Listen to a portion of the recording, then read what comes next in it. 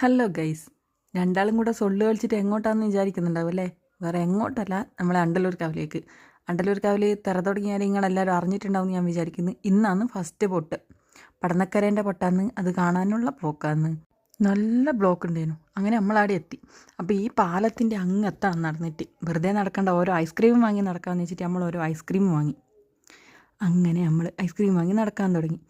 ഈ കണ്ടത്തിൻ്റെ നടുക്ക് കുത്തി വെച്ചിട്ടുള്ളതാണ് പൊട്ടാനുള്ള മരുന്ന്.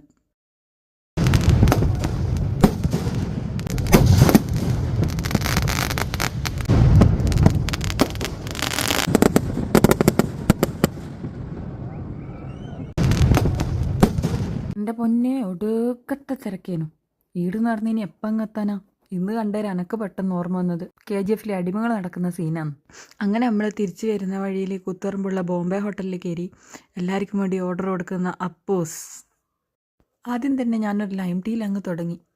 ഞാൻ ഗുപ്തൻ്റെ ഫാനാണ്. ചൂട് ചായ ഊതി ഊതി കുടിക്കാനാണ് എനിക്കിഷ്ടം. വിശന്നിട്ട് വയറ് തന്തക്കുന്നിളക്കം വിളിക്കുന്ന ഞാൻ, പിന്നെ നമ്മളെല്ലാവരും.